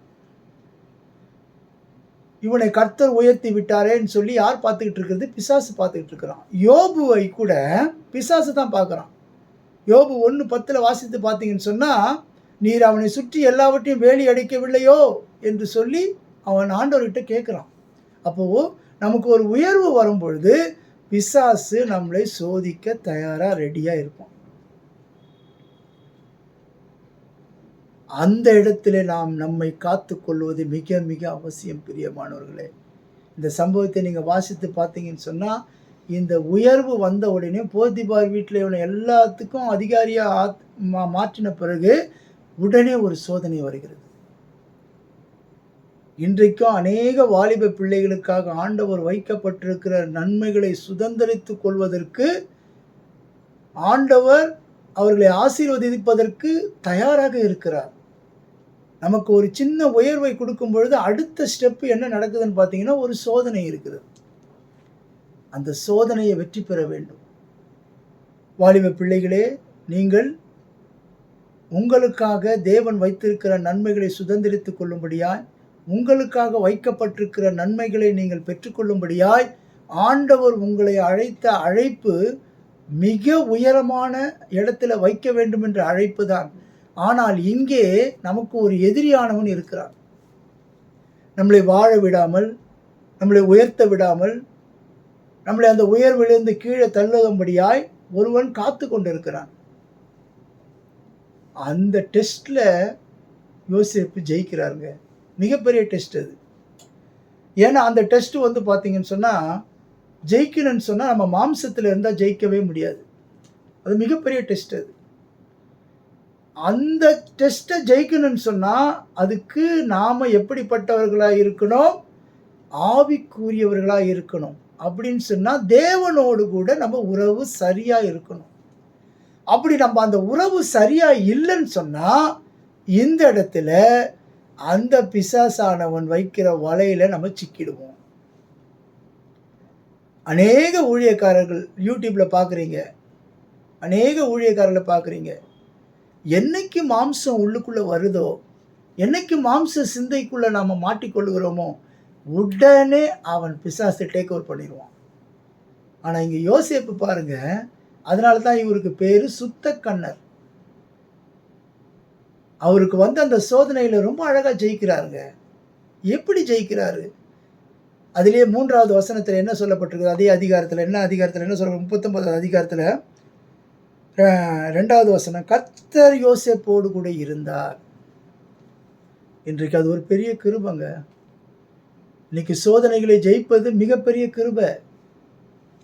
ஏன்னு சொன்னால், பிசாசானவன் எவனை விழுங்கலாமோ என்று வகை தேடி சுற்றி திரிகிறான். அந்த வகை தேடி சுற்றி திரிகும் பொழுது கர்த்தருடைய கிருபை நமக்கு மாத்திரம் இல்லைன்னு சொன்னா அந்த டெஸ்ட்ல ஜெயிக்க முடியாது. இன்னைக்கு நிறைய பேர் விழுந்தது அந்த டெஸ்ட்ல தான்.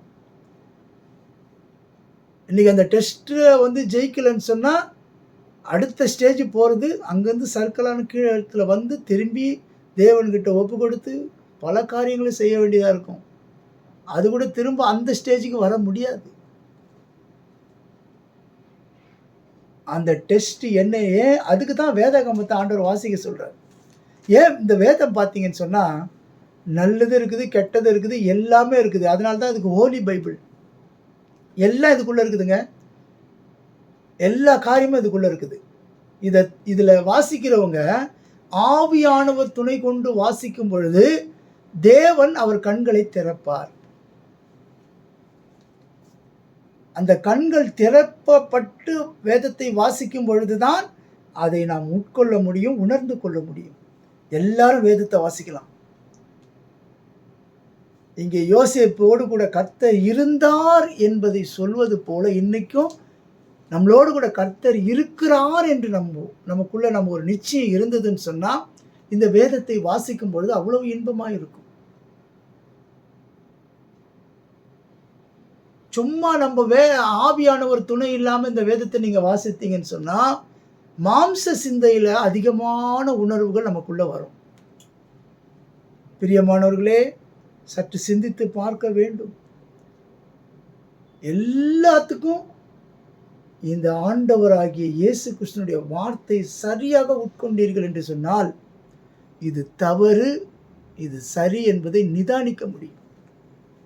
அந்த நிதானிப்பு எங்கிருந்து கிடைக்குன்னு கேட்டீங்கன்னா இந்த வேத வசனத்திலிருந்து தான் கிடைக்கும். அதனால தான் யோசேப்போடு கூட கர்த்தர் இருந்தார். அதனால தான் இவ்வளோ பெரிய டெஸ்ட் அவன் ஜெயிக்கிறான். ஒருவேளை பயந்து கூட பணிந்திருக்கலாம். அந்த டெஸ்ட்ல ஒருவேளை பயந்து கூட செஞ்சுக்கலாம். ஐயோ, நம்ம இவங்க பேச்சு கேட்கலன்னா நம்மளுக்கு இப்படிப்பட்ட ஒரு உயர்வான இடம் போயிருமே. அதுக்கு மேல ஒரு உயர்வான இடத்தை ஆண்டவர் வச்சிருக்கிறாரு. அதுக்கு முன்னால கொடுக்கப்பட்ட அந்த டெஸ்ட்ல என்ன பண்ணலாம் இவன்? ஐயோ, இவங்க சொல்றபடி நம்ம கேட்கலன்னா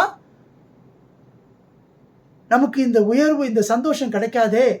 நம்ம இப்ப நல்லா வாழ்ந்துட்டு இருக்கிறோமே, நமக்கு ஒரு இன்சார்ஜ் போஸ்டிங் கொடுத்துருக்குறாங்களே என்று சொல்லி அவன் நினைச்சு பயந்து கூட அந்த காரியத்துக்கு இணங்கி இருக்கலாம். ஆனால் கர்த்தர் அவனோடு கூட இருந்தார். கர்த்தர் இருந்தார் என்று சொன்னால் ஆவியானவர் கூடவே இருப்பார். ஆவியானவர் கூடவே இருந்தார் என்று சொன்னால் மாம்சத்திற்கு இடமில்லை. அந்த மாம்ச சிந்தைக்கு இடமே கிடையாது. அதனால்தான் இந்த இடத்துல அவர் ஜெயிக்கிறாருங்க. ஹல்லேலூயா. சற்று சிந்தித்து பார்ப்போம் பிரியமானவர்களே. அந்த காரியத்தை நான் வாசிக்கிறேன். ஆகையால் பாருங்க, இந்த இடத்துல பார்த்தீங்கன்னு சொன்னா சில நாள் சென்ற பின்பு அவனுடைய எஜமானின் மனைவி யோசேப்பின் மேல் கண் போட்டு என்னோட சயனி என்றாள். அவனோ எஜமானுடைய மனைவியின் சொல்லுக்கு இணங்காமல் அவளை நோக்கி, இதோ வீட்டிலே என்னிடத்தில் இருக்கிறவைகளில் யாதொன்றை குறித்தும் என் ஆண்டவன் விசாரியாமல் தமக்கு உண்டான எல்லாவற்றையும் என் கையிலே ஒப்பு கொடுத்திருக்கிறார். இந்த வீட்டிலே என்னிலும் பெரியவன் இல்லை. எவ்வளோ பெரிய ஸ்லாக்கியத்தை கொடுத்துருக்கிறாருங்க. ஒரு மந்திரியினுடைய வீட்டில் ஃபுல் டேக் ஓவர் பண்ணுறாரு. யாரு? யோசேப்பு. ரொம்ப சுகமாக வாழ்ந்துட்டு இருக்கிறாரு. ஒரு கவர்மெண்ட் ஸ்டாஃப்னு வச்சுங்க, அந்த ஸ்டாஃபில் நீங்கள் இருந்தீங்கன்னா ஒரு பெரிய அதிகாரி, இப்போ மினிஸ்ட்ரி வீட்டில் இருந்தீங்கன்னா உனக்கு கார் இருக்கும், பங்களா இருக்கும், எல்லாம் இருக்கும், எல்லா வசதியும் இருக்கும். Every thing is sophisticated. ஆனால் இங்கே பாருங்கள் எவ்வளோ அழகாக சொல்லப்பட்டிருக்குது பாருங்க. இந்த வீட்டிலே என்னிலும் பெரியவன் இல்லை. நீ அவருடைய மனைவியாய் இருக்கிறபடியால் உன்னை தவிர வேறொன்றையும் அவர் எனக்கு விலக்கி வைக்கவில்லை. இப்படி இருக்க நான் இத்தனை பெரிய பொல்லாங்கு உடன்பட்டு தேவனுக்கு விரோதமாய் பாவம் செய்வது எப்படி என்றான். என்ன கன்ஃபஸ் பாருங்க, எப்படிப்பட்ட கன்ஃபஸ் பாருங்க. இப்போல்லாம் பார்த்தீங்கன்னு சொன்னால் உலகத்தில் வாழ்கிறவங்களுக்கு இப்படிப்பட்ட ஒரு வாய்ப்பு கிடைக்குமா என்று சொல்லி சுற்றி திரிந்து அலைந்து கொண்டு இருக்கிறார்கள். ஆனால் அந்த சூழ்நிலையை யாருக்கும் தெரியாமல் கிடைக்கிறது. ஆனால் அதை அவர் எப்படி கன்ஃபஸ் பண்ணுறாரு பாருங்க. இவ்வளவு பெரிய காரியத்தை செய்வதற்கு என் கர்த்தர் அதை சொல்றாரு பாருங்க. கர்த்தருக்கு விரோதமாக, தேவனுக்கு விரோதமாய் பாவம் செய்வது எப்படி? எப்படிங்க நான் பாவம் செய்ய முடியும்? சமுத்திரத்துக்கு அடியிலே படுக்கையை போட்டாலும் அங்கேயும் அவர் இருக்கிறார். அவர் கண்கள் பூமி எங்கும் உலாவிக் கொண்டிருக்கிறது. இன்றைக்கு கடைசி காலங்க இது. எல்லாரும் சிந்திக்க வேண்டிய காலம். உலகத்திலே நடந்து கொண்டிருக்கிற அந்த அடையாளங்கள்லாம் பார்த்தீங்கன்னு சொன்னா, ரொம்ப க்ளோஸா இருக்கிறோம். ஆண்டவர் வீட்டு வாசப்படியில நின்னுட்டு இருக்கிறார். அவ்வளோ ஒரு க்ளோஸா நம்ம வாழ்ந்துகிட்டு இருக்கிறோம். ஆகையினாலே இந்த வார்த்தைகளை ஏன் நாம் தியானிக்க வேண்டும்? இந்த வார்த்தைகளை ஏன் நாம் உணர்ந்து கொள்ள வேண்டும்? இதெல்லாம் ஆண்டவருடைய திட்டங்கள். கடைசி காலத்துல ஆண்டவர் யாரை கொண்டாலும் பேசுவார். பாருங்க, இன்னைக்கு எல்லா விலங்குகளுக்கும் பேச முடியுங்க. எல்லா விலங்குகளாலையும் பேச முடியும். வாயில ஆண்டவர் கட்டி வச்சிருக்கிறார். நீங்க பார்த்தீங்கன்னு சொன்னா, இந்த என்னாகமத்துல பார்த்தீங்கன்னா 22வது அதிகாரத்துக்கு மேல பார்த்தீங்கன்னு சொன்னா, ஒரு பிலேயாம்னு சொல்லி ஒரு தீர்க்கதரிசி இருக்கிறான். அவன் இஸ்ரவேலுக்கு விரோதமாக என்ன செய்றான்? அந்த இஸ்ரவேல் மக்களை சபிப்பதற்காக அந்த பாலாக் என்ற ராஜா அவனை அழைத்து அவனை சபிக்க சொல்வதற்கு அவனுக்கு பணம் கொடுத்து எல்லா வசதியும் செய்யறேன்னு சொல்றான். அப்போ இந்த பிலேயாம் என்ன பண்றான்? சபிப்பதற்காக இவன் செல்றான். அப்போ என்ன நடக்குது? அவன் கழுதை மேல போய் கொண்டிருக்கிறான். இங்க எதிரே உருவின பட்டயத்தோடு தூதர் நிற்கிறாரு. இது கழுதைக்கு தெரியுது. அது மேல உட்கார்ந்து நிற்கிற தீர்க்கதரிசிக்கு தெரியல. ஏன் அந்த தீர்க்கதரிசி ஆண்டவர் பாதுகாக்கிறாருன்னு சொன்னா, எந்த காரியத்தை செய்வதா இருந்தாலும் அவன் போய் என்ன பண்றான்? பலியிடுறான். 2வது அடுத்த காரியம் என்ன பண்றான்னா, ஆண்டவர்கிட்ட அந்த வார்த்தையை கேட்கறதுக்காக இருக்கிறான். அப்போ இந்த இடத்துல பார்த்தீங்கன்னு சொன்னா என்ன நடக்குதுன்னு பார்த்தீங்கன்னு சொன்னா, அந்த கழுதைக்கு தெரியுது. ஃபர்ஸ்ட் டைம் அந்த கழுதையை அவன் அடிக்கிறான். செகண்ட் டைம் அந்த கழுதையை அடிக்கிறான். தேர்ட் டைம் அந்த கழுதையை அடிக்கிறான். அதன் பிறகு அந்த கழுதை பேசுது. அந்த கழுதை பேசுது, நீ செய்யறது தப்புன்னு சொல்லி பேசும்பொழுது, அந்த கழுதையின் வாயை ஆண்டவர் திறக்கிறார். நான் உனக்கு ஏதாவது துரோகம் செஞ்சது உண்டா? இது வரைக்கும் நான் உன் கூட இருந்ததேன். உனக்கு ஏதாவது நான் தீமை செஞ்சிருக்கேனா? நீ உன் பேச்சுக்கு கேட்காம இருந்திருக்கிறனா? ஆனால் இப்பொழுதோ என்று சொல்லும் பொழுது ஆண்டவர் என்ன பண்றார்? முதலாவது ஆண்டவர் என்ன பண்றாரு? கழுதையின் வாயை திறக்கிறார். சிங்கத்தை கூட வச்சு பேச வைப்பாருங்க. சிங்கத்தை கூட பேச வைப்பார். எல்லா மிருகங்களுக்கும் பேச தெரியும். இன்னைக்கு நிறைய பேர் பார்த்தீங்கன்னு சொன்னா, அந்த நாய்கிட்ட, அந்த பெட் நாய்கிட்ட கொஞ்சுவாங்க பார்த்தீங்கன்னு சொன்னா, அது கரெக்டா சொல்றதை செய்யுது. சில யானைகள் பாகனுக்கு கட்டுப்படுது. விலங்கு, இந்த குருவியெல்லாம் இந்த பச்சைக்கிளியெல்லாம் பார்த்தீங்கன்னு சொன்னா, அந்த ஜோசியம் பார்க்கறதுக்கு அது உள்ளுக்குள்ள போயிட்டு அது எல்லாமே செய்யுது. நிச்சயமா சொல்றேங்க, இந்த இடத்துல நீங்க இந்த சம்பவத்தை வாசித்து பாருங்க. ஆண்டவர் கழுதையின் வாயை திறக்கிறார். அதன் பிறகுதான் அந்த தீர்க்கதரிசியின் கண்ணை திறக்கிறாரு. எதிர்க்க உருவின பட்டயத்தோட ஒரு தூதர் நிற்கிறார். ஆகையினாலே பிரியமானவர்களே, ஆண்டவர் கூட இருக்க வேண்டும். கர்த்தர் கூட இருந்தாலே ஒழிய இப்படிப்பட்ட பயங்கரமான சோதனையிலே நாம் ஜெயிக்க முடியாது. இது பயங்கரமான சோதனை. அதுக்கு பிறகு என்ன ஒரு இடத்துல வச்சிருக்கிறாரு பாருங்க. இந்த யோசேப்ப பிசாசும் அவனுக்கு தெரியும். பிசாசுக்கும் தெரியும் எப்படியெல்லாம் வஞ்சிக்க அவன் முயற்சிக்கிறான் தெரியுங்களா? அவனை சும்மா விடலைங்க. யோசேப்பை சும்மா விடலை. கர்த்தர் தெரிந்து கொண்டப்பட்ட பாத்திரம். அவரை கொண்டுதான் இந்த சந்ததியே வரப்போகிறது. அந்த சந்ததியே ஆசீர்வதிக்க போவதற்கு இந்த யோசேப்பை தான் பயன்படுத்த போறார். ஆகையினாலே ஆண்டவர் கூட இருந்தபடினாலே யோசேப்பு கிட்ட ஒரு தீமையும் அணுக முடியல. இன்னைக்கும் கர்த்தர் நம்மளோடு கூட இருந்தார் என்று சொன்னார், கர்த்தர் நம்மளோடு கூட இருப்பார் என்று சொன்னால், நிச்சயமாகவே நான் சொல்லுகிறேன் பிரியமானவர்களே, நமக்கு வரும் விரோதமான செயல்படுகிற எல்லா காரியங்களையும் கர்த்தர் அதிலிருந்து விடுதலை ஆக்குவார். எல்லாம் கிறிஸ்துவ வாழ்க்கை சாதாரணமாக நினச்சிட்டு இருக்கிறாங்க. ஏதோ கிறிஸ்துவன் ஆகிட்டான், இவன் எல்லாம் பண்ணிக்கிட்டான், எல்லாம் வந்துடும் அப்படி இப்படி. அதெல்லாம் கிடையாதுங்க. கிறிஸ்துவத்தினுடைய நோக்கமே என்ன தெரியுங்களா? கிறிஸ்துவத்தினுடைய நோக்கமே நம்மை நரகத்திலிருந்து பாதுகாக்க வேண்டும். அதுதான் ஏசப்பா அந்த உலகத்துக்கு வந்தார், நம்மளை பரலோகத்துக்கு கொண்டு போக வேண்டும். மனம் திரும்புங்கள், பரலோக ராஜ்யம் சமீபமாய் இருக்கிறது என்று சொல்லுகிறார். அதனால்தான் பிரியமானவர்களை சற்று நீங்கள் சிந்தித்து பார்க்க வேண்டும். இந்த இயேசு கிறிஸ்து ஏன் இந்த உலகத்திற்கு வந்தார்? இந்த இயேசு ஏன் இந்த உலகத்தில் அடிக்கப்பட்டார்? இந்த இயேசு ஏன் இந்த உலகத்தில் ரத்தம் சிந்தினார்? இந்த இயேசு ஏன் இந்த மரித்தார்? இந்த இயேசப்பா ஏன் இந்த உயிர் தெழுந்தார் என்பதை குறித்து சிந்தித்து பார்க்க வேண்டும். சற்று சிந்தித்து பாருங்கள் பிரியமானவர்களே. அவருடைய நோக்கமே நம்மை பரலோகம் கொண்டு செல்வதுதான். அதற்காகத்தான் இந்த உலகத்துக்கு வந்தார். அதற்காகத்தான் அவருக்கு வழியை ஆயத்தப்படுத்தும்படிதான் யோவான் வந்தார். அவரும் அதே தான் சொல்றார், மனம் திரும்புங்கள், பரலோக ராஜ்யம் சமீபமாக இருக்கிறது. ஆண்டவராகிய இயேசு கிறிஸ்துவும் அதை தான் சொல்லுகிறார், மனம் திரும்புங்கள், பரலோக ராஜ்யம் சமீபமாக இருக்கிறது. இந்த ஒரு வாழ்க்கை எழுந்து போகக்கூடாதுங்க. இந்த உலகத்தில் ஒரு வேளை ஒரு நல்ல சாப்பாடு கிடைக்கல, அது கிடைக்கல, இது கிடைக்கலன்னு பல காரியங்களை இழந்து போனாலும் இந்த பரலோக ராஜ்யத்தை எழுந்து போகக்கூடாதுங்க. அதனால தான் என்னுடைய வாழ்க்கையில் எத்தனையோ தோல்விகள்.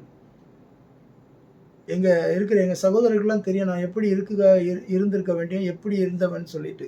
ஆனால் எல்லாவற்றிற்கும் ஒரு நோக்கம் உண்டு. ஆண்டவர் கொடுக்கிற ரிவார்டு மிகப்பெரிய ரிவார்டுங்க. இந்த உலகம் கொடுக்க முடியாத ரிவார்டுங்க. இந்த உலகத்தில் உன்னை பிரதம மந்திரியாக மாற்றலாம், இந்த உலகத்தில் நீ ஜனாதிபதியாக மாறலாம். ஆனால் இது உலகம் கொடுக்கிற ஆசீர்வாதம். ஆனால் என் ஆண்டவராகிய இயேசு கொடுக்கிற ஆசீர்வாதம் இந்த உலகம் கொடுக்கிற ஆசீர்வாதம் அல்ல. உலகத்தில் ஆசீர்வாதமாக வாழ்வதற்கு தேவைகளை சந்திக்கிறவராக இருக்கிறார். அதனால்தான் இந்த வசனம் அழகாக சொல்லப்பட்டிருக்கிறது. முதலாவது தேவனுடைய ராஜ்யத்தை தேடும் பொழுது எல்லாவற்றையும் நமக்கு கூட கொடுக்கிறவராக இருக்கிறார். ஆடட் டு யூ என்றார். எல்லாவற்றையும் உனக்கு நான் சேர்த்து கொடுப்பேன் என்றார். ஆனால் அவருக்கு இது மாத்திர நோக்கம் அல்ல, நம்மை அந்த பரலோகத்தில் சேர்க்க வேண்டும் என்பதுதான் மிக முக்கியமான நோக்கம். அல்லேலூயா. சற்று சிந்தித்து பார்ப்போம். மூன்றாவதாக பார்த்தீங்கன்னு சொன்னால் அவர் அதிகாரியாக மாற்றுகிறார். பாருங்க, இதே அதிகாரத்தில் பார்த்தீங்கன்னு சொன்னால் 40வது அதிகாரம் 41வது அதிகாரத்தில் 39வது வசனம் பாருங்க. பின்பு பார்வோன் யோசேப், அதுக்கு முன்னாடி நடந்த சம்பவங்களாக நீங்கள் பார்த்தீங்கன்னு சொன்னால் அவர் எப்படிப்பட்ட சொப்பனத்தை சொல்லுகிறார், அதுக்கான அர்த்தத்தை சொல்லுகிறார். இதெல்லாம் சாதாரணமாக நடக்கக்கூடிய காரியம் அல்ல என்று அந்த ராஜாவுக்கே தெரியும். ஆகையினால்தான் அந்த ராஜா என்ன செய்கிறார் பாருங்க. 39வது வசனத்தில், பின்பு பார்வோன் யோசேப்பை நோக்கி, தேவன் இவை எல்லாவற்றையும் உனக்கு வெளிப்படுத்தியிருக்கிறபடியால் உன்னை போல விவேகமுள்ள ஞானமுள்ளவன் வேறொருவனும் இல்லை. பார்வோன் ராஜா வாழ்த்துறாங்க. எப்படிங்க வாழ்த்துறான்? இன்னைக்கு நீங்கள் ஒரு ப்ரோக்ராம் பண்ணுறீங்கன்னு வச்சுங்க, இன்னைக்கு நீங்கள் ஒரு பெரிய காரியத்தை செய்கிறீங்கன்னு வச்சுங்க, அதை உங்களை பார்த்து வாழ்த்துவது என்ற எப்படி வாழ்த்துறது?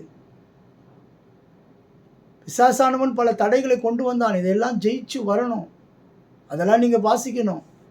சும்மா உடனே நம்ம உயர்வு கிடைச்சி விடாது. ஆரம்பம் எல்லாருக்கும் அற்பமாக தான் இருக்கும். ஆரம்பத்தை பார்த்தீங்கன்னா இவனுக்கெல்லாம் இதுக்கு வேறு வேலையே இல்லையாடான்னு இருக்கும். ஆனால் கர்த்தருக்கு தெரியும், ஏதோ ஒரு நோக்கத்திற்காக எப்படியெல்லாம் அவர் பயன்படுத்த வேண்டுமோ அப்படியெல்லாம் அவர் பயன்படுத்துவார். கர்த்தருக்கு தெரியும். என்னை குறித்து, என்னுடைய எதிர்காலம் குறித்து, என்னுடைய குடும்பத்தை குறித்து எல்லாவற்றையும் கர்த்தர் அறிந்திருக்கிறார். அதினதின் காலத்தில் அவர் நேர்த்தியாக செய்து முடிப்பார். இதுதான் விசுவாசம். அதினதின் காலத்தில் நேர்த்தியாக செய்து முடிப்பார். கர்த்தர் செய்கிறது எப்படி இருக்கும்? நேர்த்தியாக இருக்கும். அதை நினச்சிக்கிட்டு வேதனைப்படுத்திக்கிட்டு போராட்டக்குள்ளே இருக்கிற மாதிரி இருக்காது. நீ நினைப்பதற்கும் வேண்டிக் கொள்வதற்கும் மேலாக செய்கிறவர் தான் அவர்.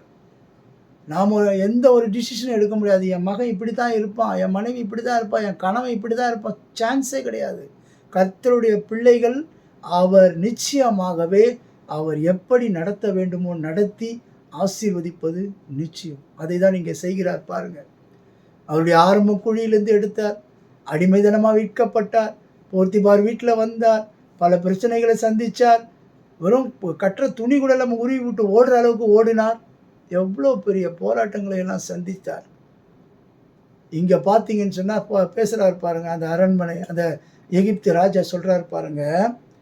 பின்பு பார்வோன் 41:39, பின்பு பார்வோன் யோசேப்பை நோக்கி, தேவன் இவை எல்லாவற்றையும் உனக்கு வெளிப்படுத்தியிருக்கிறபடினால் உன்னை போல விவேகமும் ஞானமும் உள்ள வேறொருவன் இல்லை.